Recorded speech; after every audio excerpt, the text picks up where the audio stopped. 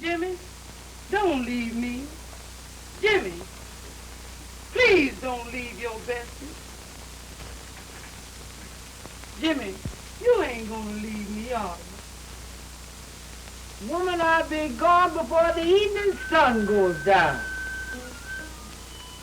Jimmy, don't I give you everything you say you want? What have I got? I give you clothes. Clothes. I give you suits. Suits? Yes. Singular, baby, not plural. One suit, that's all. One suit. Don't leave me, Jimmy. Oh, woman, get out of my face. Bessie Smith made only one movie, this brief film made in New York by Dudley Murphy. Yet it was a real first in other ways, too. It brought together the blues of W.C. Handy and the music of low-down black life, with added choral material by J. Rosamond Johnson, a central figure in the famous Harlem Renaissance and composer of Lift Every Voice and Sing, known as the Negro National Anthem. My man's got a heart like a rocket in the sea. My man's got a heart like a rocket in the sea. My man's got a heart like a rocket in the sea.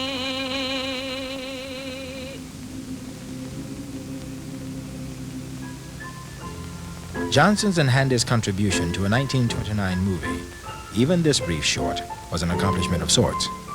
It brought black intellectuals to a popular art form in a way not possible in silent film.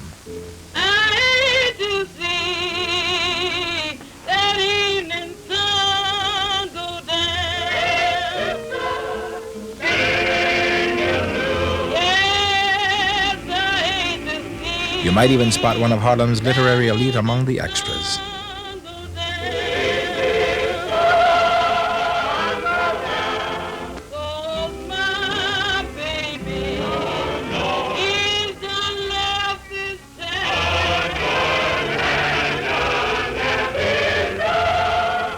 But Bessie Smith's movie that ended the decade of the Harlem Renaissance, along with these experimental films by Lee DeForest that began it, were among the few sound films of the era. This meant that the high renaissance of black culture in America had no medium to record or express some of the richest qualities of black life, its dance, its blues, and its jazz. Maybe this explains why blacks were not devoted movie fans. Out of thousands of American movie houses, only a few hundred segregated houses served blacks. Here and there in big cities, a tiny handful of blacks went to downtown theaters, but movies always seemed to be made for somebody else. In the South, this point was made bluntly at the entrance to every small-town theater with its colored balcony and its outdoor shadowy around-the-corner entry. In the North, the point was made on the screen itself. From earliest times in the 1890s up through the golden age of Hollywood in the 1920s, blacks were the butt of movies rather than the centers of the action. For years, they appeared only as blackened-up white actors. They had rhythm, and they could dance. Lots of funny things happened to them. And they mourned their masters rather than their fellow slaves. It's easy to see why the leading spirits of the Harlem Renaissance shared a contempt for movies. But occasionally, they tried to change them. James Weldon Johnson, diplomat, author, songwriter, and editor, remembered his own attempt. I wrote a half-dozen short scenarios and promptly sold 3 of them. We saw the exhibition of the first picture and were so disappointed in it that we were actually ashamed to see the others. Johnson's films are lost, but its makers, a Jacksonville studio in Johnson's hometown, must have handled his idea in the same spirit as this Vitagraph film also shot in Florida.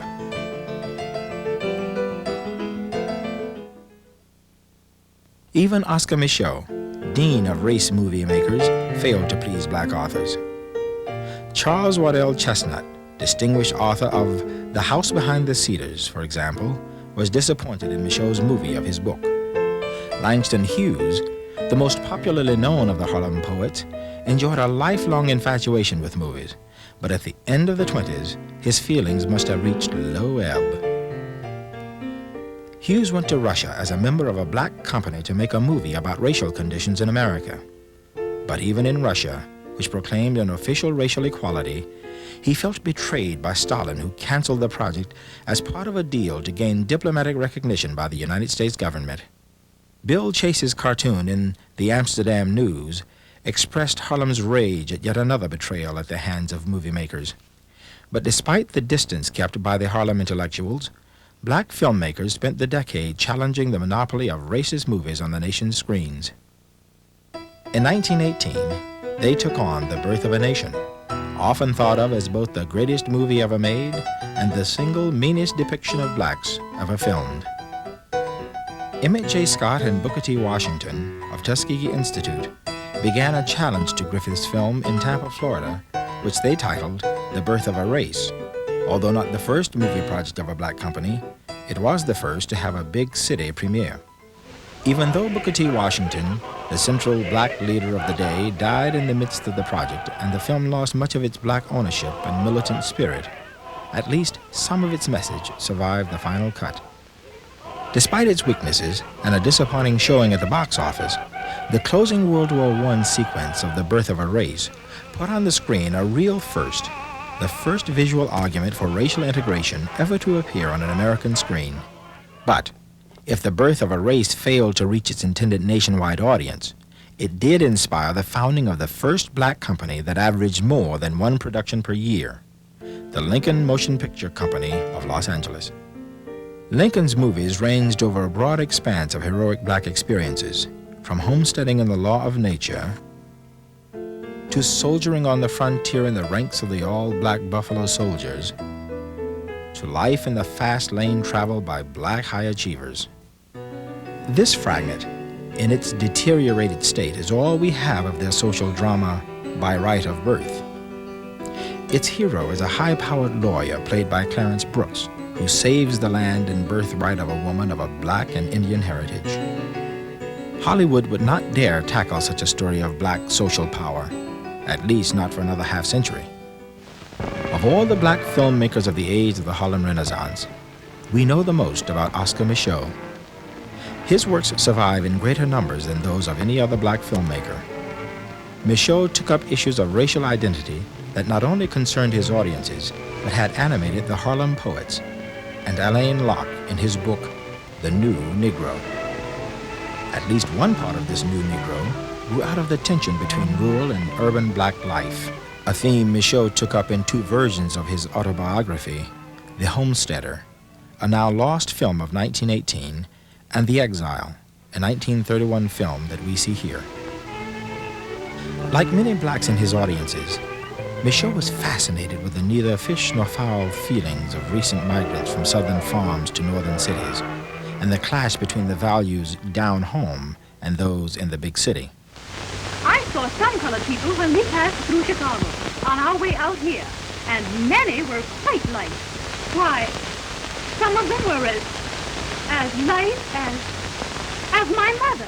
In Micheaux's movies, parallel to his city versus country theme runs another deeper theme that concerned Micheaux, and perhaps his black audience that was struggling with its new identity imposed by life in the city. That of color cast within black circles that stung almost as sharply as the racism imposed by historic forces outside the race. Baptiste, Micheaux's hero to whom he gave a name as French as his own, chooses to abandon his beloved homestead and return to the city rather than marry across racial lines. In a fashion that became his trademark, Micheaux solved the problem of black identity a little too neatly by having his fiancée discover a convenient Ethiopian mother in her past. I married her and we lived happily until she died. God rest her soul. And now you know the truth. In a career that turned out almost a movie per year, no topic seemed beyond Micheaux's ambition. Lynching, corrupt preachers, bootleggers, and always done with a personal style that sometimes touched nerves and offended black sensibilities.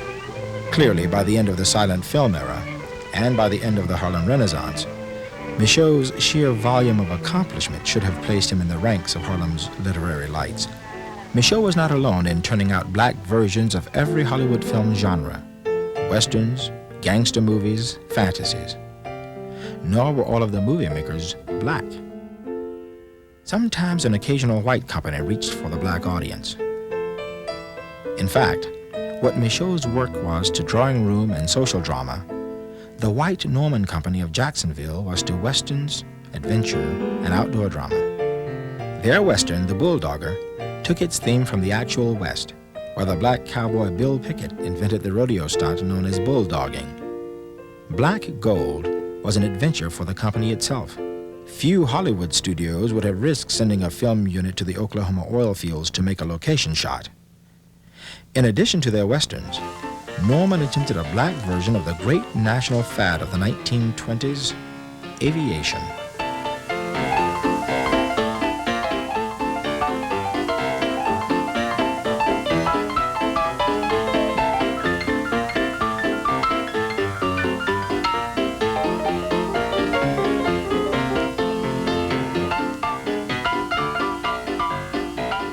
Never mind that low budgets kept their plane from ever flying. Shaking the plane and tilting the camera upward gave the illusion of flight. Almost.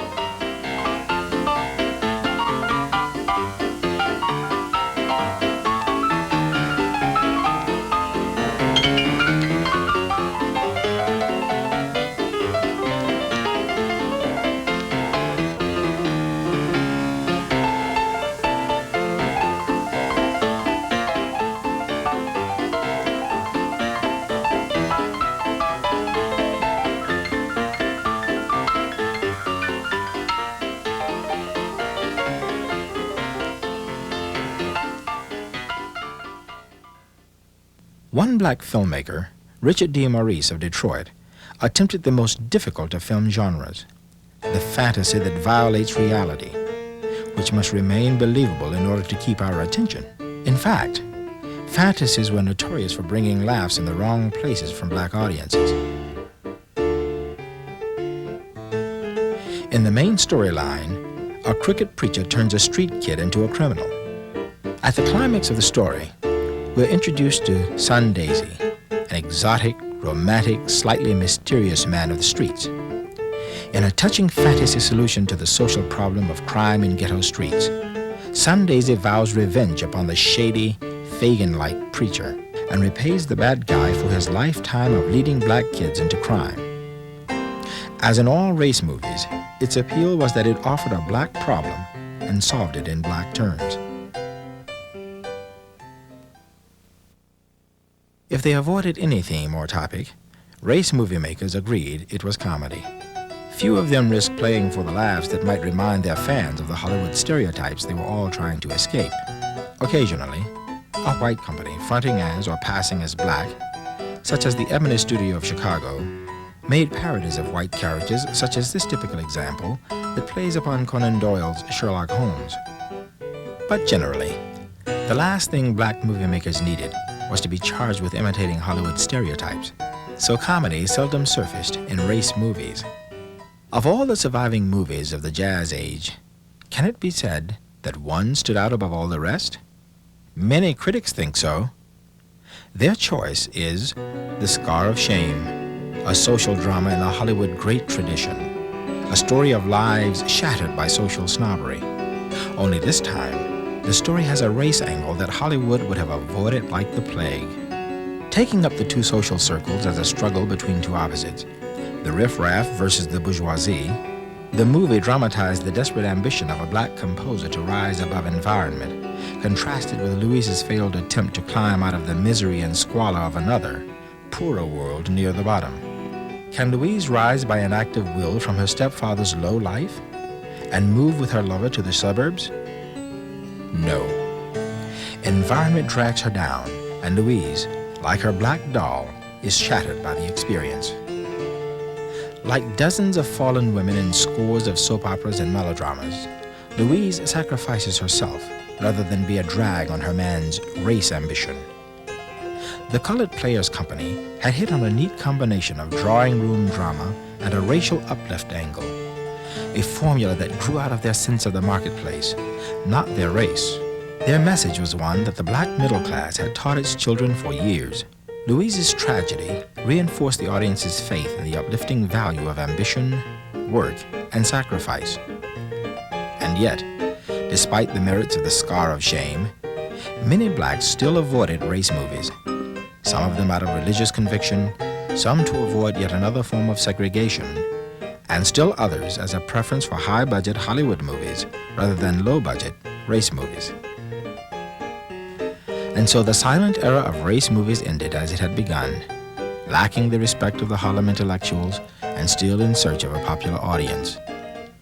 A Baltimore Afro-American editorial pleaded with its readers for forbearance and tolerance. The worst enemy of the race producer is the movie fan himself. Colored Americans are governed by standards set by white producers. The cinema game within the race is within its infancy, and it is within the power of every race fan to crush it in the cradle.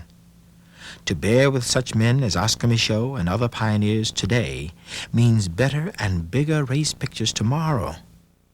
Make it your slogan to see these pictures, even if it hurts. Why did race movies need to struggle so desperately for approval? Perhaps it was merely the silence. So much of black popular culture involved percussion, resonance, and tempo, and not merely the moving image. With the coming of sound, James Weldon Johnson himself changed his mind about movies. Remember, as a young man, he had been burned by an encounter with movie makers.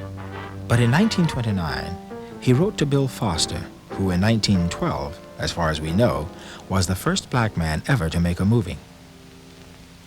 I do not see how they are going to keep the Negro from achieving a permanent place in the movie world so long as they have talkies. I myself have noticed that their voices record much better than white voices.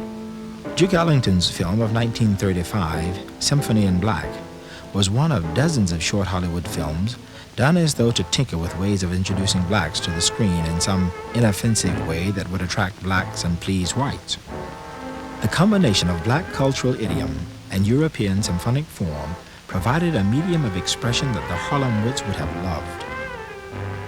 But in their day, silent race movies had done for the film medium what the Harlem Renaissance had done for the arts, signaled and celebrated the arrival of black urban art forms that the black critic Theophilus Lewis called indigenous drama.